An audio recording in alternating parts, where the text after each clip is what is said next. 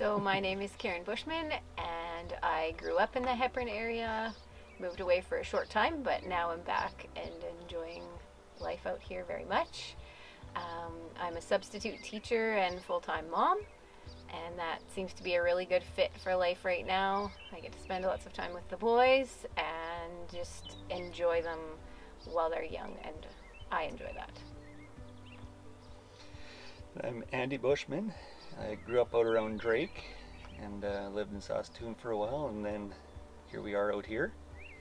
I'm an electrician by trade, but that's not really what I'm doing right now. It kind of is, but not really.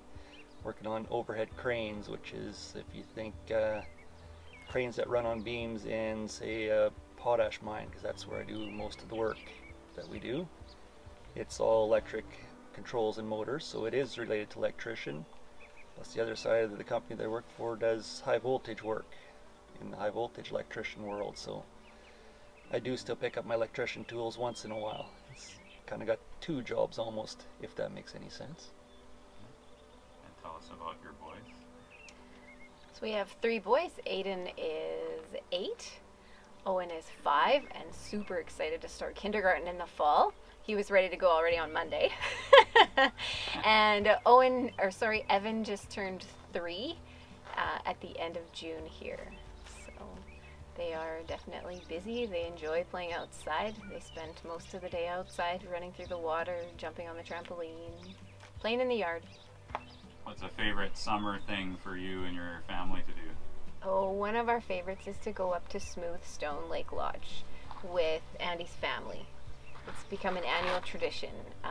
His parents kind of rent the camp. It's like our Christmas gift, and they take all the kids and grandkids, and we go up for 4 days, 3 nights, and the kids just have an absolute blast. We're the only ones there other than the people who own it, Yep. and we just have a great time. Fantastic. So how's the gopher situation this year? Very plentiful. You're doing your duty. Well, Aiden is doing more of the duty than me, so I thought I could take care of him the last couple of years, but I didn't do as much because I knew we got 3 boys coming up. Yep. They're gonna need some gophers, so we now have lots of gophers. Too many gophers. So this past year was one of challenge and change for many people. Tell us how this last year was for you in terms of challenges and changes. Well, I guess with the whole COVID thing, there's a pile of things, but I guess coaching the boys' hockey teams, that kind of thing was very interesting. A lot of extra work and that kind of thing, but it was still good. That kind of stuff. And work-wise for me, where most people got slower, I got busier. So it was way different that way for myself. Yeah. Probably some of the challenges were just having to think through and plan things better, like going for groceries and not necessarily taking all 3 boys when I go. Work was somewhat different. I still had the opportunity to do lots of substitute teaching and interact with students, and I really enjoyed that. It was just different in that environment, and so I had to work through some of those things. And yeah, those were some of the biggest challenges, I think, this year. So what does knowing and following Jesus, what difference does that make in facing those challenges and just in day-to-day life for you? For me, one of the biggest differences it makes is that I have someone to trust in that already has the story written. I don't have to worry about it. I don't have to live in fear. And then when those worries and fears come, I have a positive way to deal with them. And so when I go to the Lord, I get guidance and peace and just reminders to worship instead of worry. Thanks, Karen.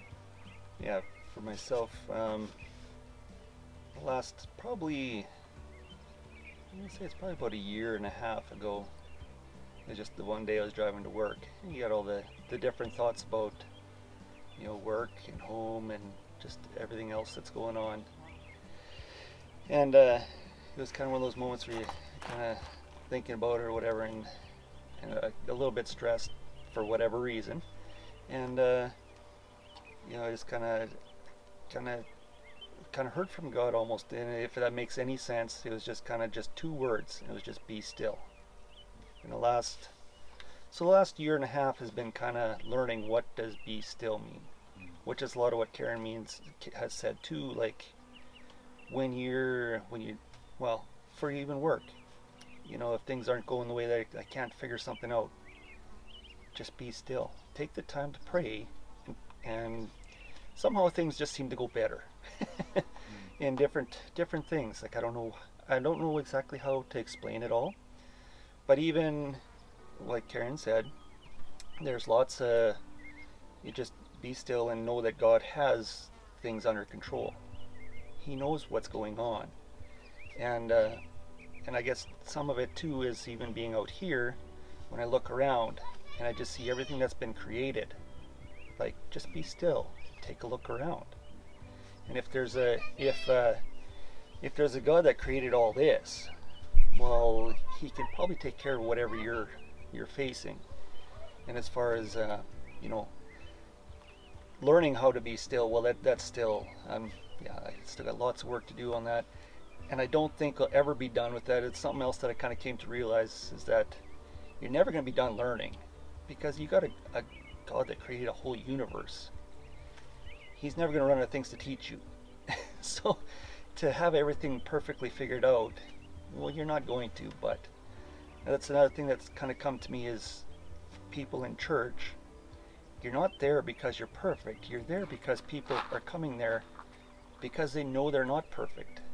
And it kind of had that moment 2 years ago where you don't have to be perfect, and a little bit of the be still. You don't have to take it all on yourself. So that's something that I've been learning the last, like I say, about a year and a half. Yeah. It's still going. So. Wow. Yeah. Learning to rest into the journey. That's a long one. Yeah.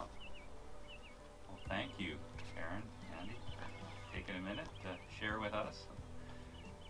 Yeah, all the best as you make your life here and continue to learn to be still.